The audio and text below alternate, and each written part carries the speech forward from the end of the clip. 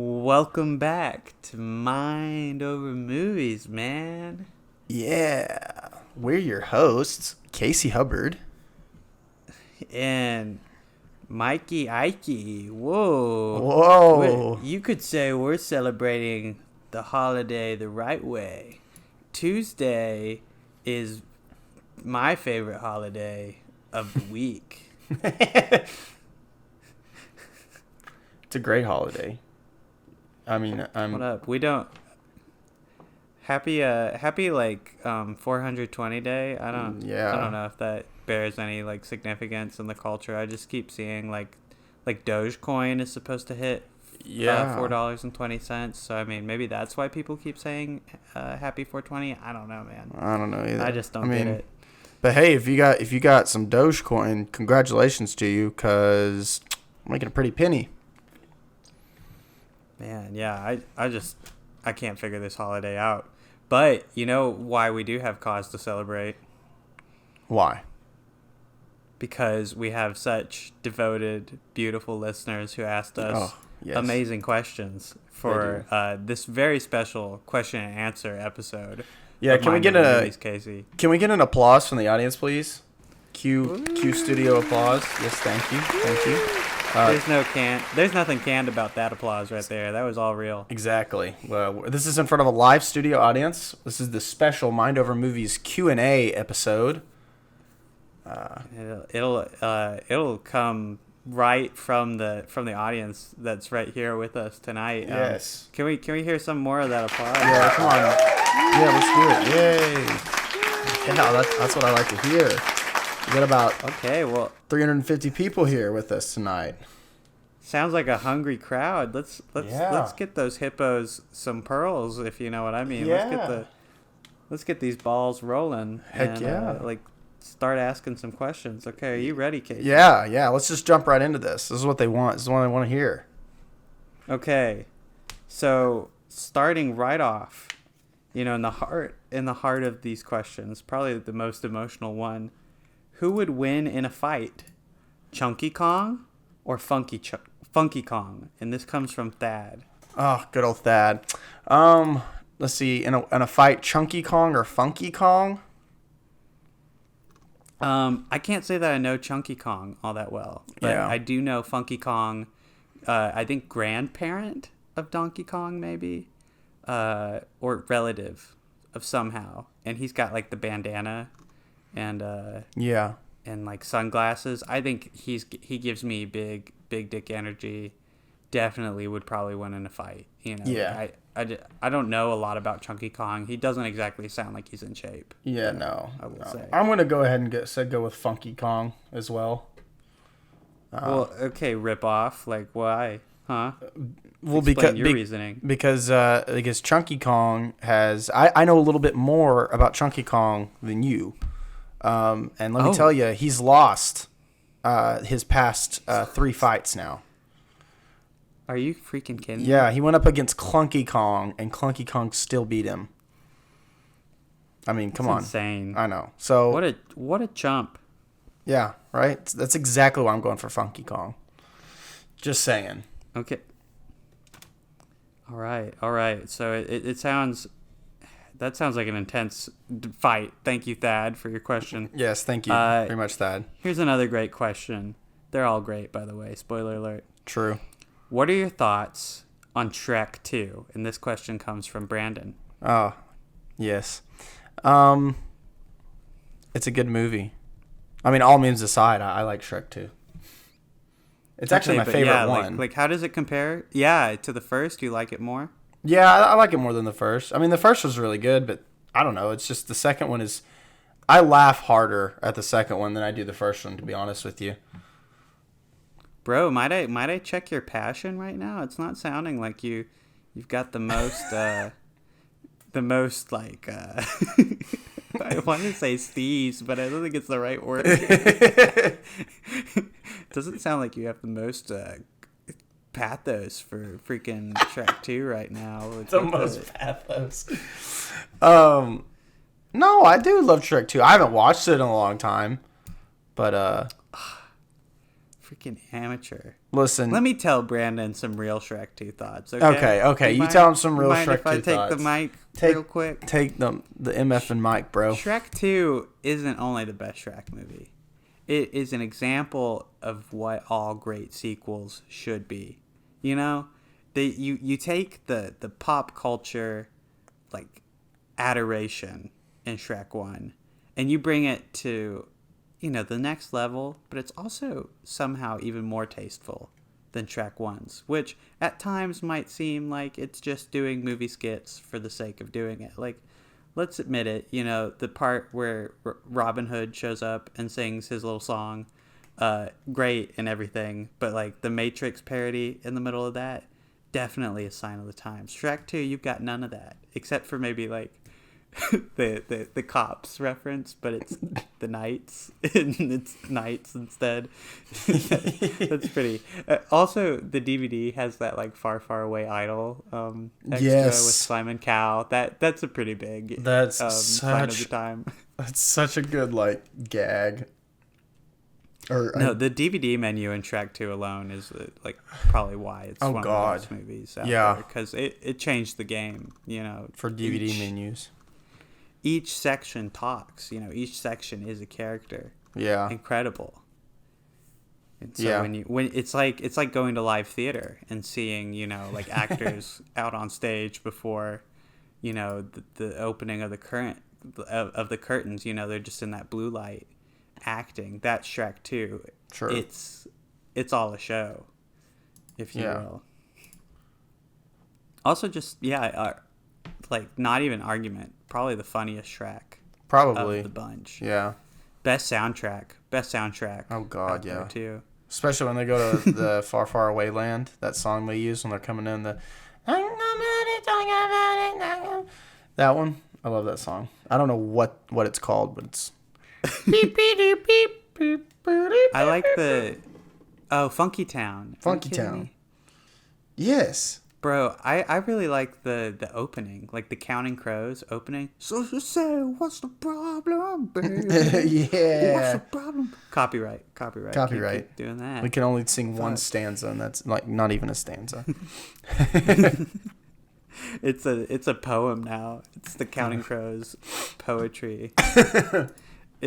Is All-Star poetry, if you break it down that way, like every song, you know, since it has choruses and verses, I mean, it's a form of poetry. Yeah, everything's all songs are poetry, but another way to solidify a Shrek 2 is art right there. True, it is. I mean, at this point, okay, yeah, so Shrek 2, obviously very good, 10 out of 10 masterpiece. I genuinely do think it's a 10 out of 10 movie. Like I've seen it so many times in my life, and I'm not tired yet, man. I'm not gonna lie. Me neither, man. It's a great fucking movie. Yeah, all memes aside, love Shrek 2. Okay, here's another hot question coming in. Okay. If you could have Tommy Wiseau play any role outside of his infamous role in The Room, what would it be? And this comes from Sarah. I want to see Tommy Wiseau as like Hans Gruber, you know, like Die Hard. Yes. He'd be like, "Give me the code, Mister." and Alexander Webb, for there were no more worlds to conquer. Oh my god. How do you intend to stop us, Mr. Cowboy? I never thought of that. Like I don't know how you like just like that was like on just like immediately you're like I'd like to see him as Hans Gruber. Like but it's a perfect fit, but like I don't know. Every time I think of like Tommy Wiseau, I don't even think of The Room anymore. I just think of his audition tapes for the Joker. Have you seen those? I think it'd be really interesting. Yes. I think it'd be so fucking interesting to see a big studio back a Tommy Wiseau led Joker movie. That'd be amazing. I want them to do that. Please waste money on that, please. Like that's honestly what I want to see. That's what I want to see. We live in a society, Mark. What can I say? Mark, we live in a society. My father, he hit me one day. He put a little teacup in my mouth. He said, "Why so serious?" I can't believe it. Can't believe it. I gave it a little bit more thought. I want to see, The Room is supposed to be like this big relationship drama, like all about a man being destroyed by his fiance's affair, but like put him in the midst of like a real relationship movie, like put him in Marriage Story, he's Adam Driver's character maybe, or fuck it, even Scarlett Johansson, but just Heck imagine how much more powerful that like fight scene could be. It's like every day I wake up.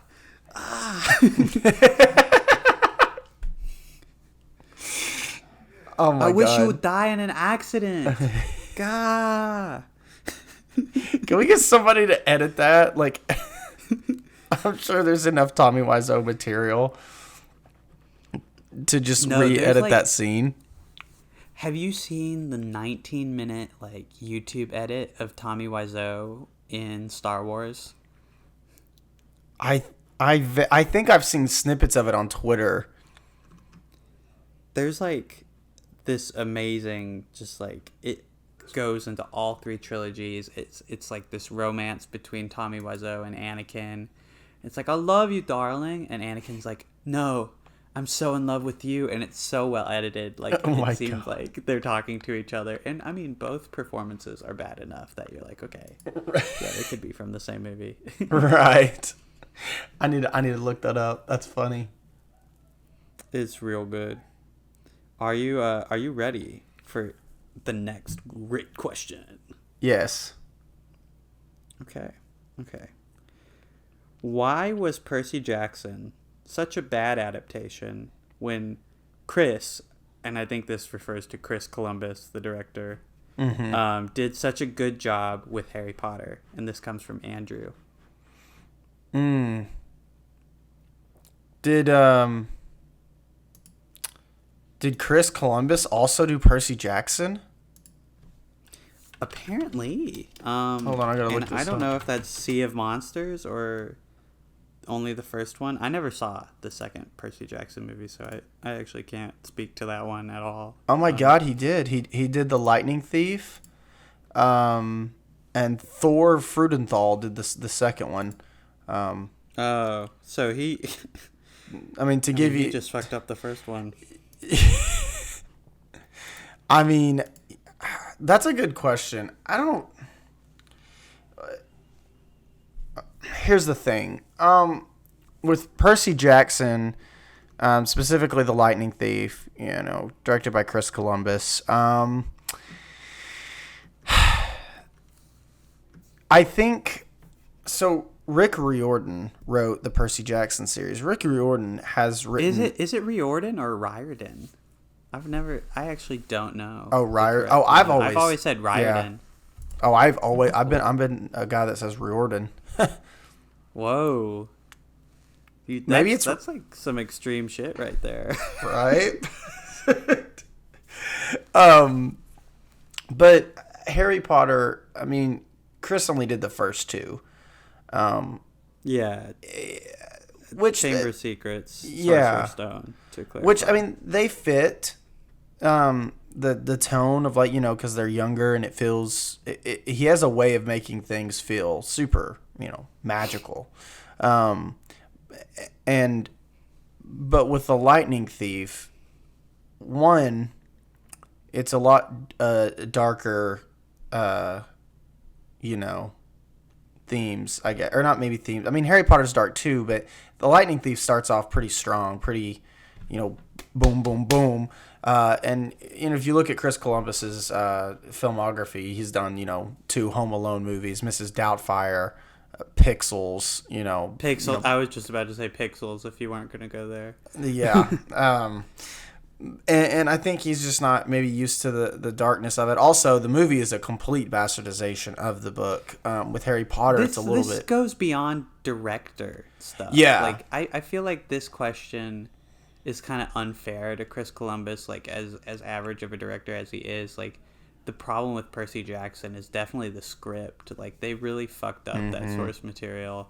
Then there's just like a lot of needless changes that were always going to hinder this adaptation. And I think that's the number one thing Chamber of Secrets has, or I mean, like, those first two Harry Potter's movies have on Percy Jackson, is that they're like very strict and like very faithful adaptations to their books. Like, they cut a lot of material, but like they keep the important stuff in, and Percy Jackson just changes shit, you know. Yeah, and I was also gonna say that J.K. Rowling was also kind of like guiding the production of Harry Potter through. She is one of the few authors that worked closely with the Harry Potter films, if I remember correctly, and I don't think Rick Riordan or would have done that with Percy Jackson. I just don't think, because I mean, I remember being really excited for the movie, and it's really bad.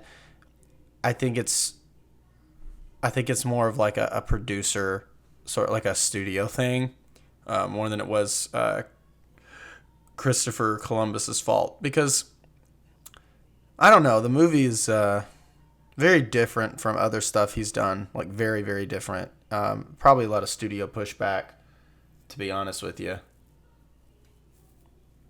That made it a mess.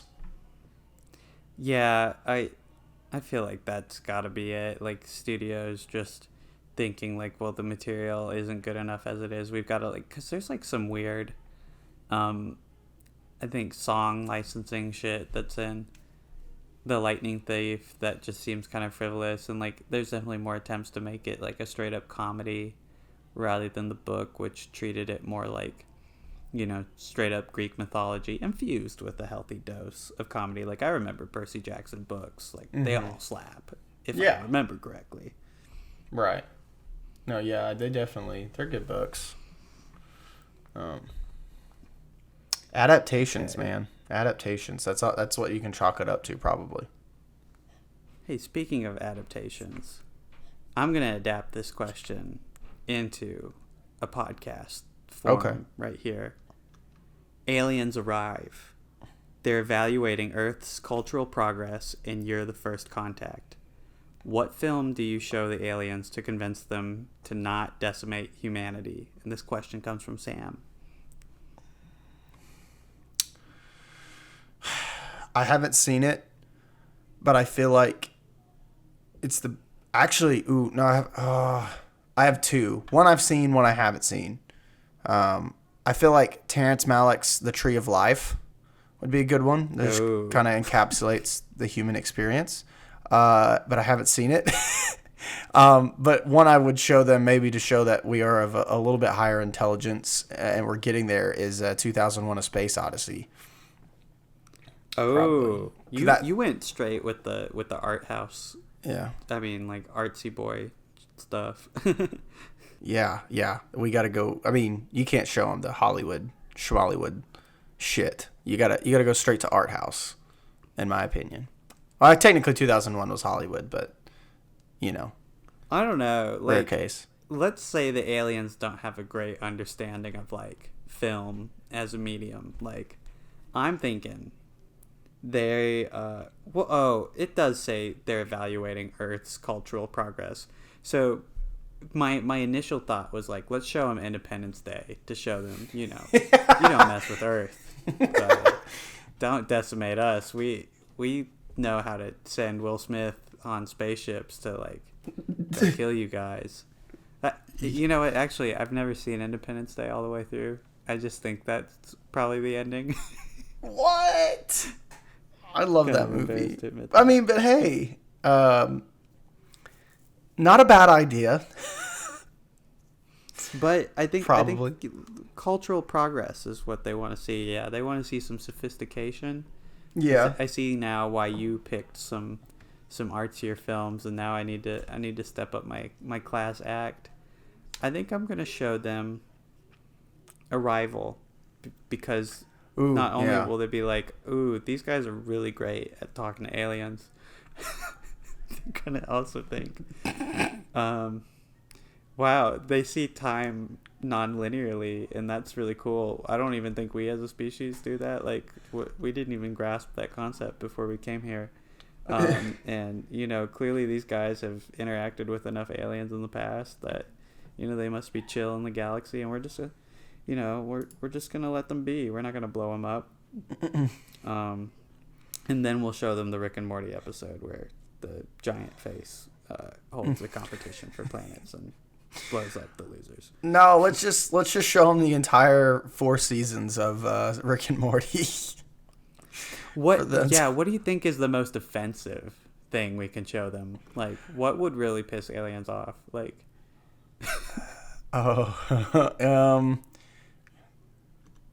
any Melissa McCarthy comedy. That's basically really? Yeah, just any movie that Melissa McCarthy is in that started out as an SNL sketch and somehow they stretched to a 90-minute comedy would be the most offensive. It's the most offensive to me, but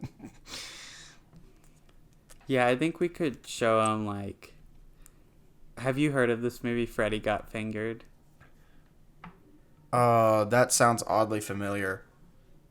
It's pretty notorious as just being one of the worst movies ever. And I mean, just from the title, like, I feel like you hear all you need to hear. Like, it's crass and not good and just, like, not tasteful in any way. And I feel like aliens would be like, if they're analyzing us as a culture, I feel like they are going to be unimpressed watching Freddy Got Fingered. I mean, they're going to look at the DVD alone and be like, really, dudes? This is your best? This is where you're at as a species? This shit? Or just like any modern Adam Sandler movie, you know, like Jack and Jill especially. Oh, God, yeah. Yeah, show them Grown Ups too, to really offend them. Or Pixels. I hate the Grown Ups movies, man. I think those have got to be two of my least favorite movies of all time.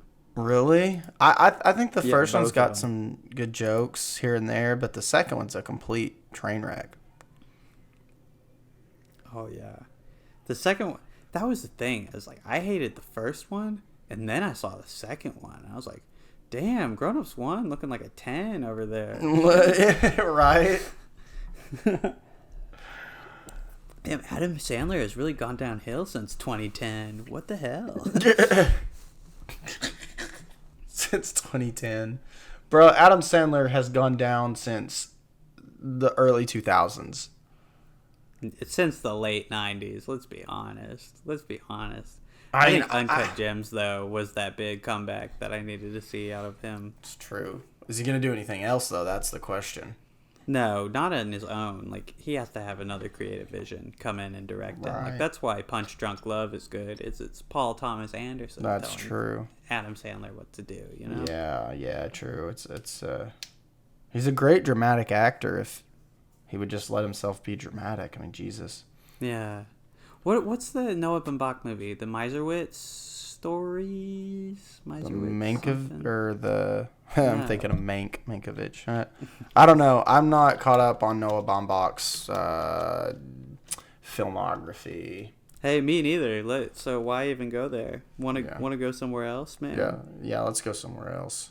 To another beautiful question planet. Okay.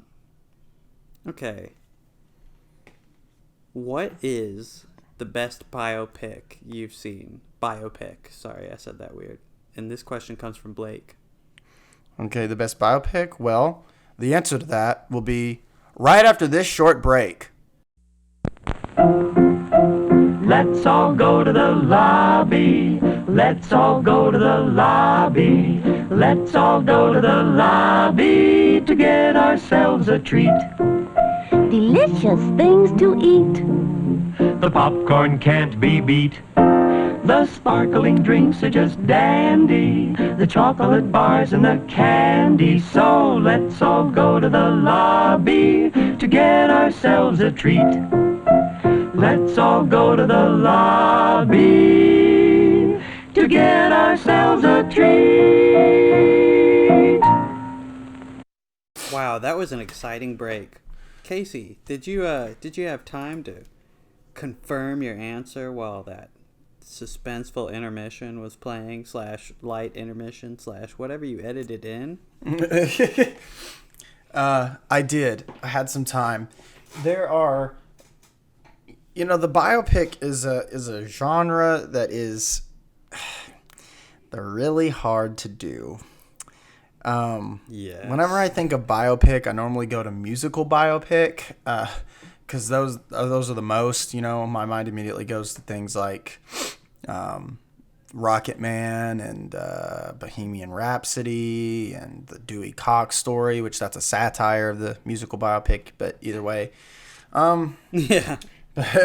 But just about a biopic about somebody, honestly, I think the most cohesive, most entertaining, and most interesting one I've seen is probably, and it's a new one, it's probably Mank. Really? Yeah, I really, really enjoy Mank. Mank is great. I did love Mank a lot. Mm-hmm. I think that's definitely David Fincher's touch there, though. Definitely. If he's going to do a biopic, he's not going to half-ass it like a lot of other directors might. And True. God damn. Yeah. Do you think we could do stylized biopics? All biopics kind of play fast and loose with history, but I feel like this one might play a little too much. What are you thinking? I have a couple of ideas in my mind that what you're thinking about, but well, I just watched it, but I was really impressed with it. I really love Amadeus. Oh yeah, that's one I still need to watch.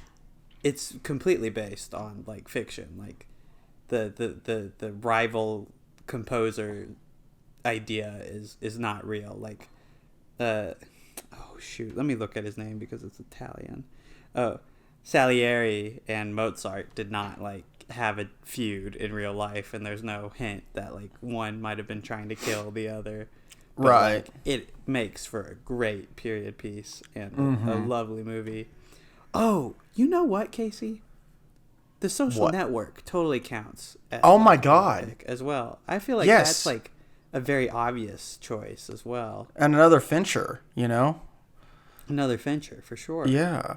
Yeah, and I was also thinking two other ones that came out around the same time that kind of gave me the same vibes that were both pretty good. I, Tonya and Molly's Game are both solid as well. I need to see both of those. I haven't. Yeah, you definitely need to watch Molly's Game. I, Tonya's good too. Margot Robbie is probably the best part about it.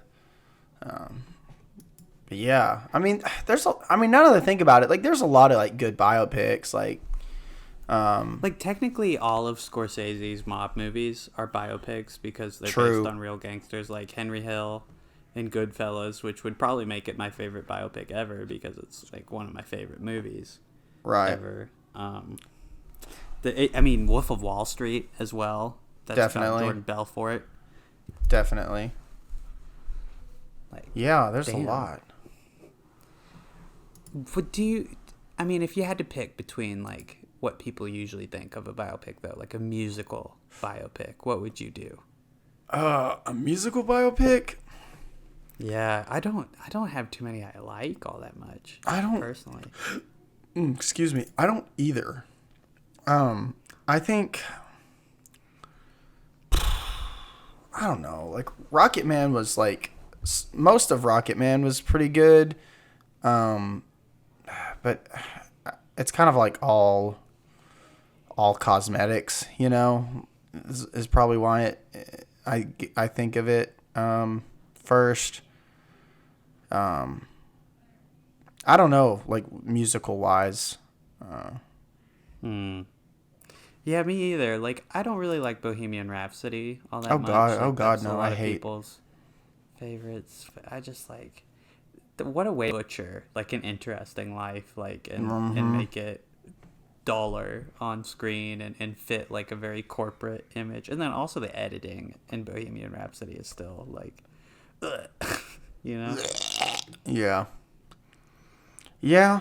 Hey, at least, obviously, we haven't said it, but like we're all kind of thinking it. Like we don't want to be those guys to say like, but like obviously the best, most accurate biopic is Abraham Lincoln Vampire Hunter. Yeah, that one. I know everybody's thinking that, but I didn't want to say it. I couldn't like let it out. Like I didn't want to disappoint people, because obviously that might not be like. I mean, we're all tired of talking about how historically accurate and yet how thought-provoking Abraham Lincoln Vampire Hunter is. But yeah, I mean, we just need to address it regardless. Yeah, it's probably the best one. You know what's also the best one? Yeah, what? This next viewer question, but it's not the best one. It's equally the best one with all the other ones we've answered so far. Because they're all great, right? This one is, what's a movie you could rewatch endlessly? And this is from Kennedy. That's some good water. Ooh, let me have some. Here you go. Oh my God. Some of the finest. Good, right? May I have another? Yeah, go ahead here. Oh my. Yes. Whoa. Waters of life right there. That's some good stuff. On this holiday? Yeah. This water?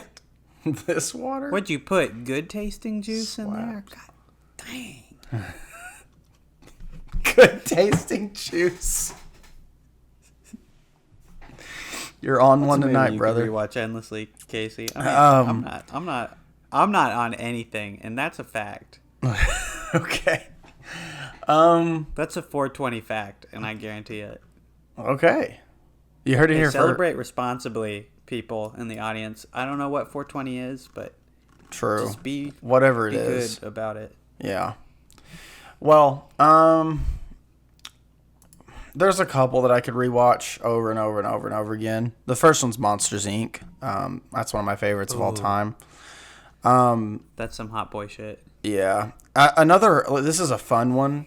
And it has like sort of a cult following of people who like love it and will fight to the absolute death for it. And I am one of those people, and that is Tron Legacy. I could rewatch Tron that movie. Legacy fucking slaps. I mean, if not for the movie, for the Daft Punk. For the Daft Punk soundtrack alone. Like, yes. For sure. I think it is a very undervalued, underappreciated movie. Yes, I recognize the story flaws, but come on.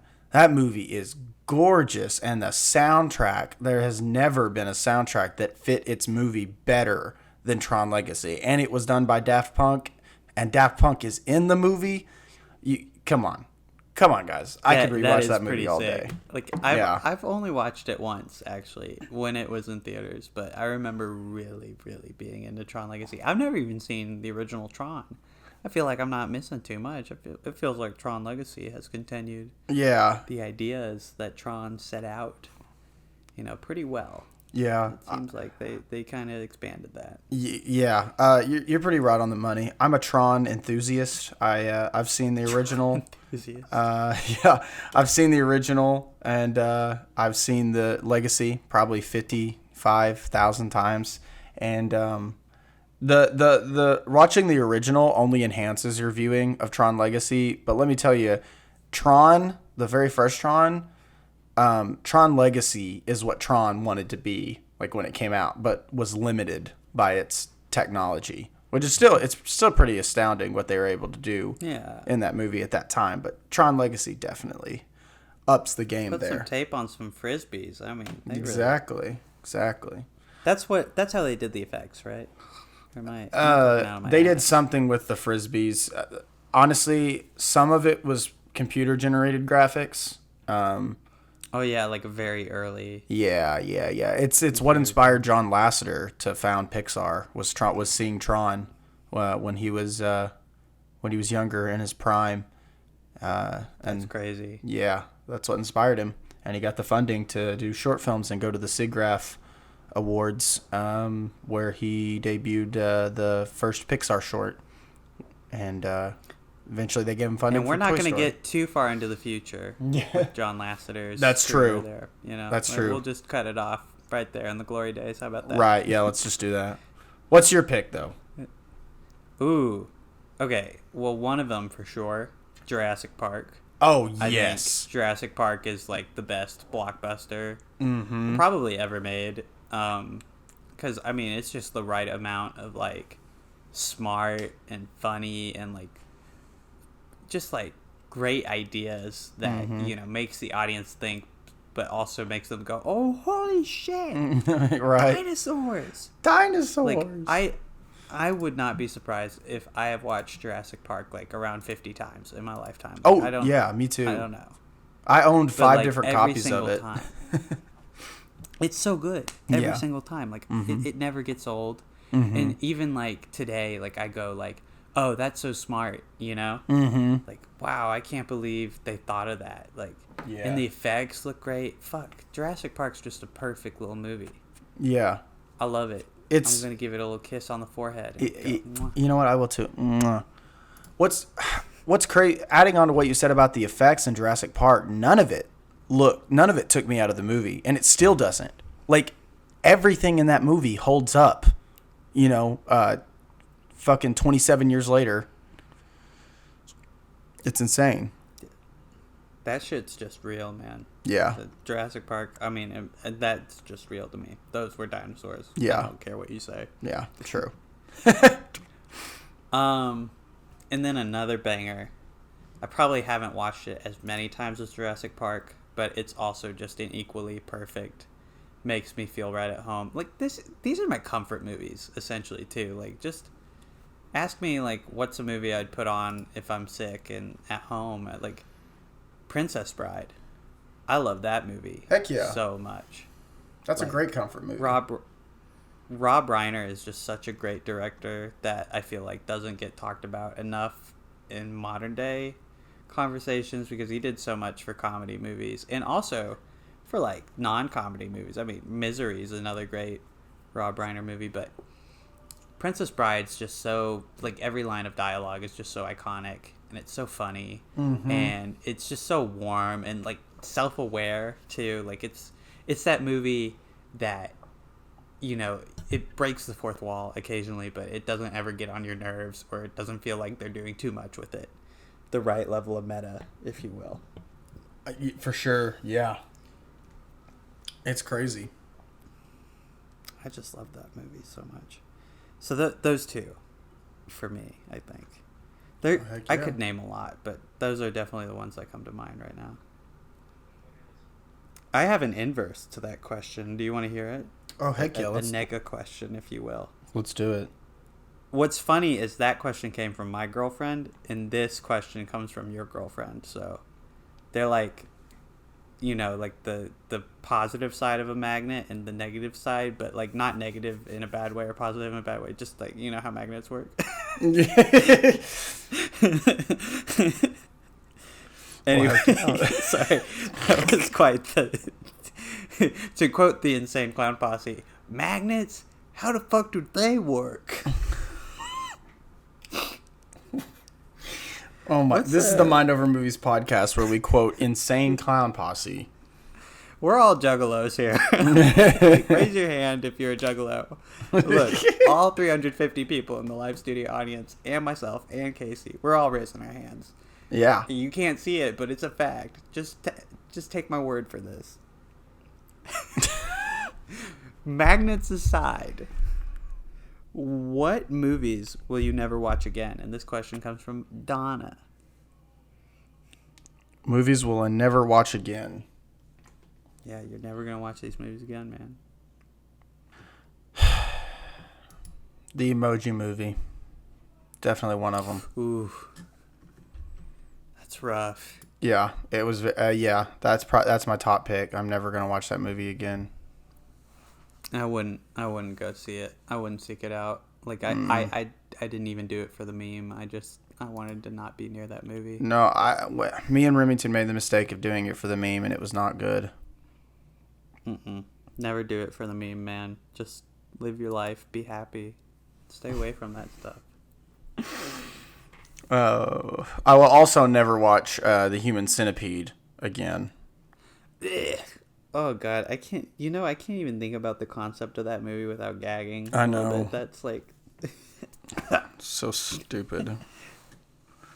I don't know how those movies got so popular. Like what?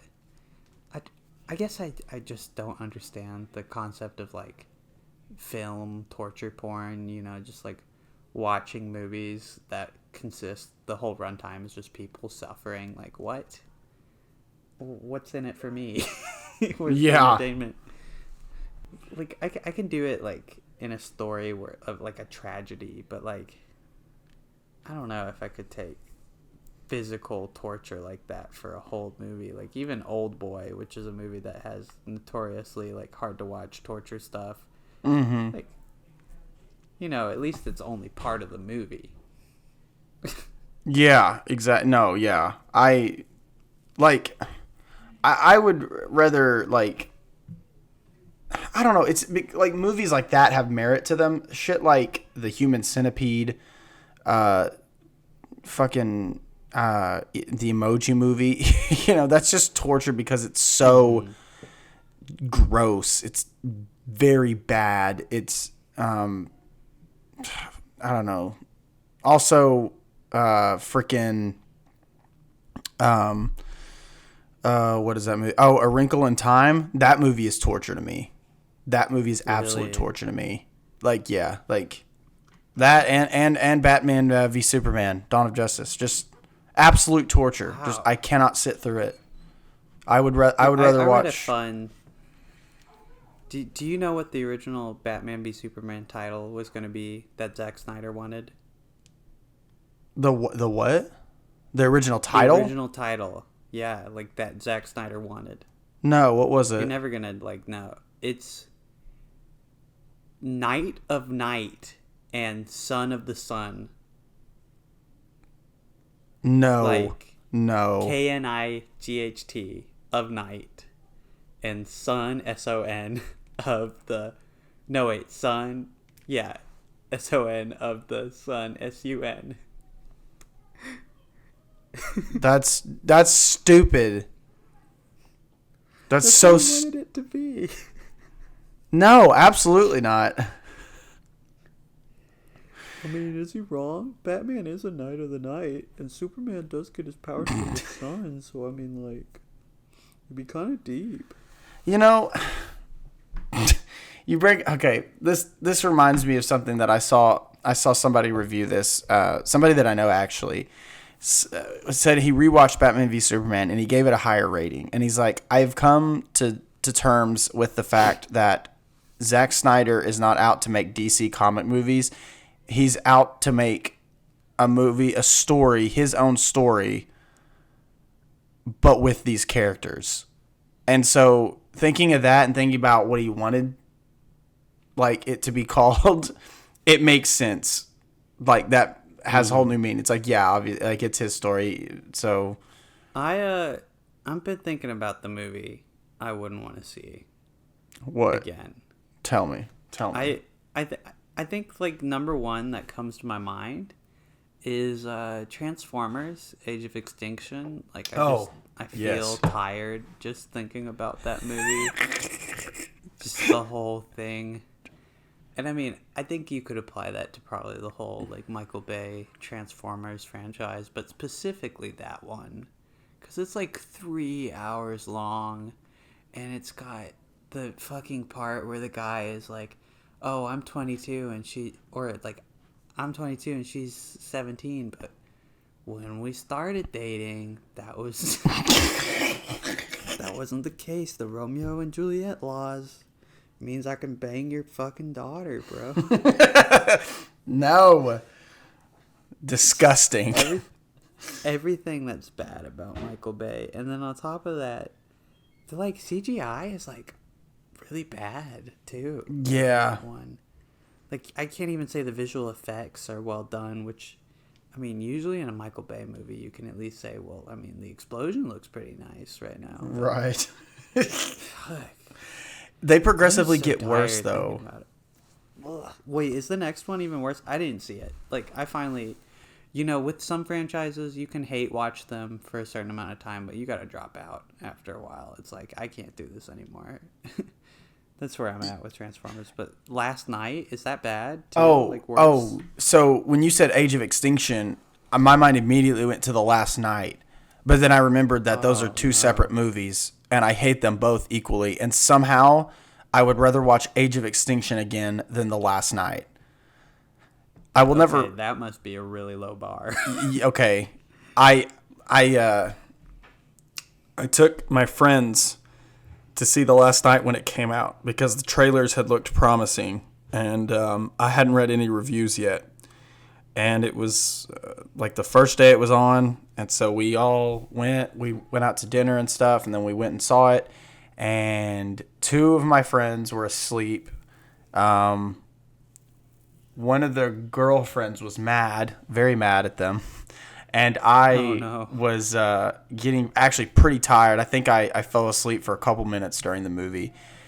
It was so bad. Just an absolute shit fest. I wouldn't show this to my worst enemies. So that's where I'm at with Transformers. I did see Bumblebee, though, because it's a different director, kind of a soft reset. I heard Bumblebee was fun. Bumblebee was fun. Bumblebee was good. Yeah. Fuck yeah. Yeah. I honestly, I've just been a fan of Transformers, the show, ever since I was little. And, that's all I want. It's just, one decent Transformers movie. It doesn't have to be a masterpiece. Just, give me something to You're right. live a little on, Just a spoonful. Just something to live on a little. You know what I live on, Casey? Bread and butter. Our questions that our wonderful fans ask us. What's the next one? Are you ready for another? Okay. It is clear that straight-to-streaming movies are becoming more and more relevant. How do you think cinema houses will push against this?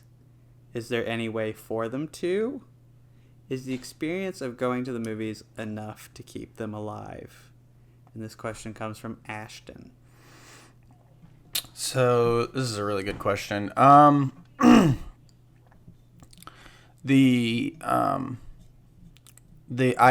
spoke to the owner of the Kinder Drive-In, the drive-in theater in Marshall.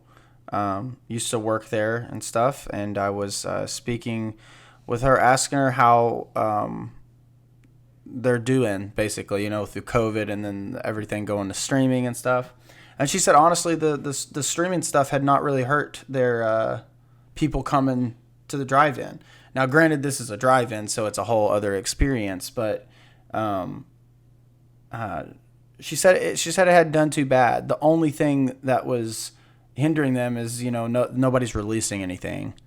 We're just now starting to release stuff, but the streaming move, you can already see theaters kind of trying to make up for that with different experiences within a theater experience. For example, Cinemark is doing the thing where you can rent out a theater for $100 and watch whatever movie you want to watch, basically. And that is super cool.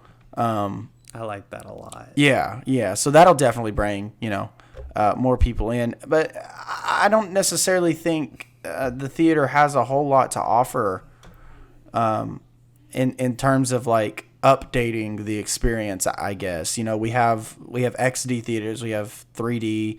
In some cities like California and LA, they got a 5D movie theater. It's like a ride at that point, which is actually really cool. I've been to one that's super, super awesome. But the only thing streaming has going for it, or streaming new movies, is the fact that, one, it's free, minus your $15, $20 monthly subscription, and two, you can watch it at your own house. But there are certain movies, granted, a lot of movies, especially during the summertime, like blockbusters, that I wouldn't want to watch, on my own TV at my own house. I'd want to go into a theater with a huge, 260-inch screen with surround sound blaring my brains out. as I watch a monkey beat the shit out of a giant lizard. There's something that streaming can never take away from theaters, and that's just like the experience of just the movie theater in general. I don't think they'll have to do anything special, especially since the biggest threat to theaters is this HBO Max straight to theaters and straight to streaming same day thing. That's going to end in a year. So yeah. I think the experience alone is enough to help people come back, in my opinion. I think that would be the smartest move, is like prey on how much people miss social interaction. I mean, I think that's what's going to get people back into movie theater seats, is like, you know, before COVID, we all would complain about like the people who were talking too loud at the movie theater or like cracking jokes at inopportune times. But now we're like, fuck, where are those annoying teenagers? Right. We need them. Yeah. What happened to the high schoolers or someone who's like very clearly smoking weed right now in the middle of this showing of It for some right. reason? Like, yeah. you know? Where are you people? Yeah. I truly think that like, yeah, like you said, there's just some elements of going to a theater that can't be replaced on streaming. I do think that like the appeal of the theater as the special event that people go to is dying out, and like people are like, oh yeah, I'm definitely cool with watching things on streaming services. So in fact, I'm a little bit ashamed, like not ashamed, but I'm a little bit sad to learn that HBO Max has already decided to quit this experiment of releasing films on their platform at the same time. I thought this was a good way to like kind of innovate movie going as we know, and you know, like give theater chains more money when they show movies in their theaters while also having like the option available for streaming. Like it just seemed like a symbiotic relationship, and I guess that instead the streaming service feels parasitic, which I'm like, we got to figure this out where we can stream movies when they come out too, you know? Like, we got to find that perfect formula. It's a little saddening to hear that like movies like Raya this year didn't do too well, because you know they're still mainly only on streaming services, and also Cinemark wouldn't show the movie. That's the main reason I didn't go see it. Cinemark has some weird thing going on with Disney right now. Well, not weird. It's an understandable thing where they're not being paid enough to show Disney's movies. Oh yeah, in theaters, you know, like Disney still wants their big cut of everything, and it's like, well, yeah, someone's got to stand up to you, and so Cinemark is doing that. But I don't know. I think the movie going experience is surviving for now, but there may just come a day where it's not really sustainable for a lot of these, like especially indie movie places to stay open. Movies like that especially don't really warrant going to the theater in a lot of people's eyes. Like people really think like big action movies like Star Wars and Marvel movies, when they think, why should I still go to the theater? They don't really think like, oh, I need to see Yorgos Lanthimos is the favorite on like a big screen, even though they should. Even though they should. Yeah. Yeah, I will see any film in a theater. It's not just the big action movies. Like those are probably the most fun. But honestly, I went and saw The Father in a theater. Oh yeah, you wanted to cry on the big screen. Yeah, exactly. I wanted to cry on the big screen. But I mean, yeah, you're right. We got to find a healthy formula here, because the streaming thing, it's not all bad. It's but it with the Disney, what you said about, you know, they want huge cuts from ticket sales, 70%, and they also are charging $30 for premiere access to Raya. That is probably that's the greediest thing I've ever seen, and it's the stupidest thing. And no, I'm not paying $30 to watch a movie in my own home. I'm not. That's the stupidest thing you could ever ask the average American consumer, and yet people do it. like people still did it, which pisses me off because it's like, are you like, come on, like how desperate are you to watch this movie to where you're going to give this company $30 to sit in your own home and watch it on your own TV? Like, that's ridiculous. Don't do that. Please don't do that. But whatever. Well, anyway. So we can get a couple more questions in. I'm gonna have us move on. Thank you for that question, Ashton. Really great. Yes. Conversation right there. What are your thoughts on the Coen brothers / what is your favorite Coen brothers movie? And this question comes from Santana. I think the Coen brothers are genius. I think they work. Oh, yeah. I think they work within a established kind of I don't want to say genre, but kind of aesthetic, and they are very good at that aesthetic, and they know everything there is to know about this certain aesthetic, and they can apply it to multiple genres, and it works every freaking time. And I love them. And I would probably say my favorite Coen Brothers movie, probably either, I don't know. I don't want to sound like a normie here, but like No Country for Old Men and Oh Brother Where Art Thou are both solid. They're both great, dude. And you can't go wrong. Right? And Fargo as well. Fargo's.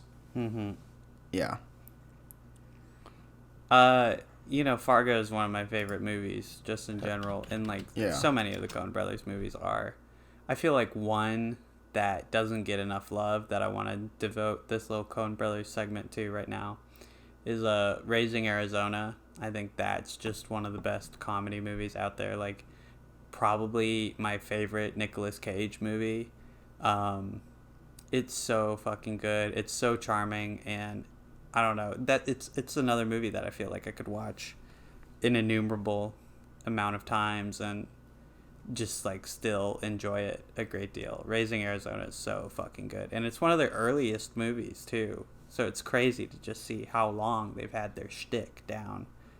And I'm always excited to see a Coen Brothers feature. They're not all winners. I didn't really care for Hail Caesar. I didn't love that too much. Yeah, that's one I haven't Lady seen. Killers isn't all that great either. And there's a lot of stuff that I still want to see from them, like Barton Fink. Have you seen Barton Fink? I haven't. It's on my watch list. It looks right up our alley. Screenwriter in Hollywood, struggling. Right. And honestly, I need to rewatch some, Big Lebowski. I feel like I just have never had the full appreciation for that movie that I need to. I've only seen it once. Me too. I mean, I liked what I saw, but people bring it up around this time of year. I don't know why. Again, if someone could explain what 420 is to us at some point, that would be really great. We're clueless. We just don't know. Yeah, please. Somebody in the comments. Is it a film thing? I mean, Literally. If it's a film thing, we'll get it. But if it's not, I mean, we literally have no social cues. Is everybody just celebrating the day our no social cues? Is everybody celebrating the day our podcast comes out? Is that what it is? Yeah, that's what it is. Every Tuesday. They show a lot of enthusiasm. Well, then for completely unrelated reasons, then we have well, this is hard. Okay, we'll do two more questions, but they're both from the same person. Sorry, we tried to do at least one question from everybody. We in no way have a favorite fan. We just have a really quick answer and then just also a really good question in here. So these next two questions come from Saxon. First one is, what are some of the movies you're most embarrassed to not have seen?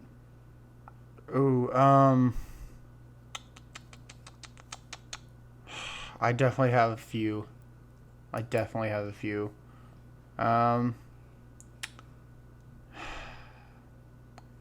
Vertigo. I think Thelma. Ooh, Vertigo's good. Yeah. I mean, good for not having seen, because I also haven't seen it, so I don't know. Yeah, I really need to watch Vertigo. I'm very embarrassed that I haven't watched that. In that same train of thought, Hitchcock-wise, I have never seen Psycho. Ooh, yeah. That one's really embarrassing. Like, to be any kind of cinephile and not have seen Psycho, that's right? Crazy. Yeah. You need to catch up on that one, though. That one's good. I know. What's something else? What's something else you haven't seen, Casey? Well, I was very embarrassed to say I hadn't seen Thelma and Louise, but that all changed yesterday. I watched Thelma and Louise yesterday, so. Oh my God! I was gonna say that's one I haven't seen. Yeah, it's super good. You probably knew because I said Thelma. Yeah, I heard you say Thelma, and it triggered me. I was like, wait a minute, I watched that last night. And I was like, oh, that was one I was embarrassed I hadn't seen. Oh, psychic connection going on here. Right? What the hell? I'm pretty embarrassed to not have seen I just had it in my head. There's like Brokeback Mountain. I've always like heard such great things about it. Yeah. And it's got Heath Ledger and it's got Jake Gyllenhaal. Like, there's only a bunch of elements I could love, and yet I've never seen the goddamn movie. Same. What's going on with that? I know, dude. Me neither. I really need to watch it. And also, the third Lord of the Rings movie, Return of the King. Still haven't seen that one. So embarrassing. I know. I would just poop my pants and leave the show if I were you. Probably will. But yeah. Thank goodness. Get out of here, Stinky. Okay, and here's just another question from Saxon. What are some of your favorite drug movies? In honor of whatever people are talking about today. I still can't figure it out. I don't know, dude. It beats me. I don't know if I don't really watch a lot of like drug movies. I know like probably like everybody's answer is, or I don't want to say everybody's, but one of the top dogs up there is Pineapple Express, but I hated Pineapple Express.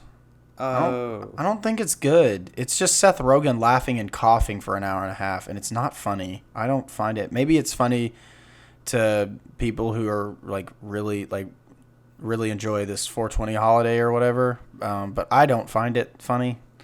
I don't find it amusing, interesting, or anything. I'm just not a big fan. I think that is one that you're supposed to have like experienced. Probably. In order to like enjoy it or fully appreciate it, yeah, most definitely. And I feel like one of my favorite drug movies, it's kind of the same way, but like I think that you can probably appreciate it regardless, is Fear and Loathing in Las Vegas. Like that movie is incredible, but it also is like definitely filmed with the intention of creating an effect of drug. I don't know the word I'm looking for right now. I want to say drug vision, but I mean, that is kind of what it's going for. It's like, it wants to show you the mind of these characters as they're like screwed up on like any kind of substance you can think of throughout the entire movie. Right. And it's compelling still, though. That's what's crazy about it to me, is it's like it's almost 2.5 hours, and it's so compelling. I loved it. Like, start to finish, it became one of my new favorite movies in general. That's one of those movies that I'm, again, embarrassed to say I haven't watched yet. Oh, you got to do it. Terry Gilliam slaps, man. Anything he does usually is just so good. Do you like 12 Monkeys? I haven't seen 12 Monkeys. You should be embarrassed. I know I should. I've recently heard, like, 12 Monkeys has popped up, like, somehow in my, like, search for films and stuff, and I've saw some discourse about, or not discourse, just, like, some people talking about it, and I'm like, oh, that sounds, like, right up my alley. Why haven't I ever heard of this movie? I need to watch it. So, I don't know. I guess my favorite drug movie is freaking, oh, my God. Would Inherent Vice count?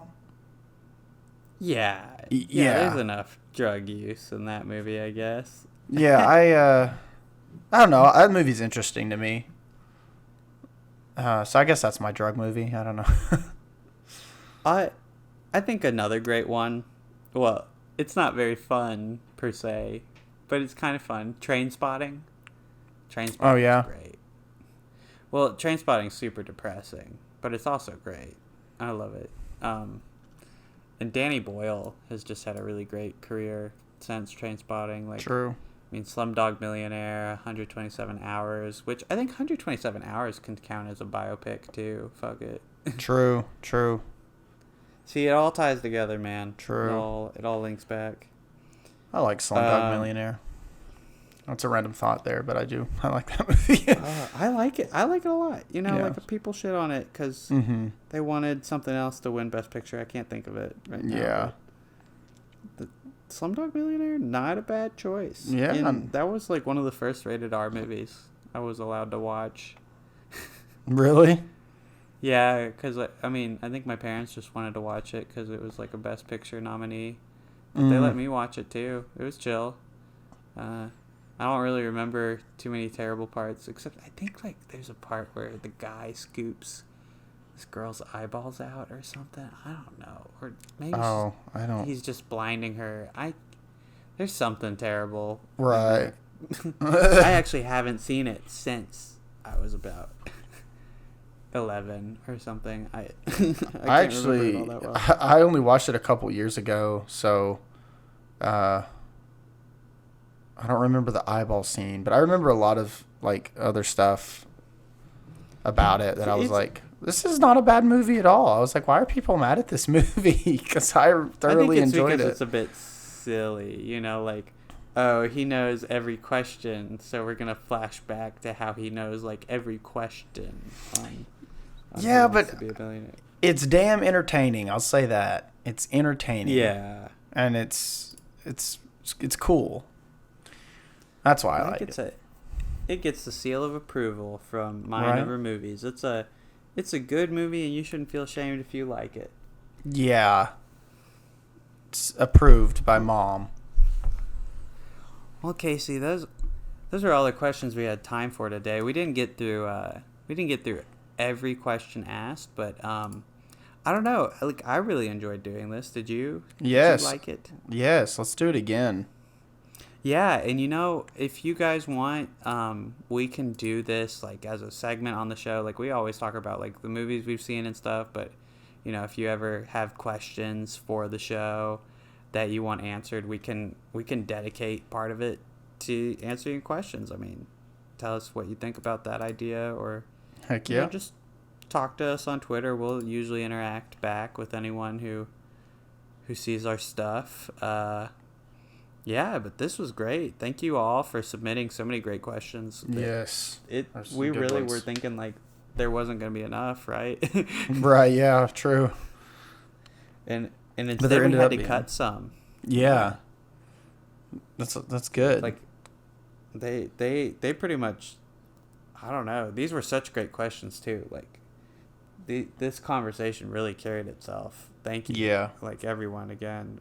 We can't believe it. All 350 people in the live studio audience, go ahead and give yourselves. Yeah, everybody go ahead. A pat on the back. Ooh, yeah. They're excited, yeah.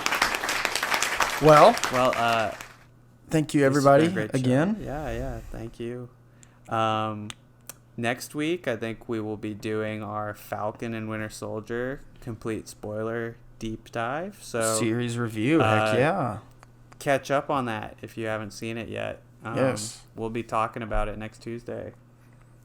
It's the big one. I'm really excited to talk about this series not in cryptic language and in code. Oh my god. Yeah, we've been really sidestepping a lot of shit. Yeah. But I'm going to pop my neck there. It all ends this coming Friday. So let's do it. Let's finish strong. Gosh. I'm excited. I am too. And I'll reserve that for then. But yeah. If you know what 420 is, please reach out. We're dying to know, and we can't possibly tell why our podcast releasing on this date has any significance. So yeah. Anyway, here's this very generic stoner music for absolutely no reason at all. That's royalty free. Play us out. Play us out. All right. See ya.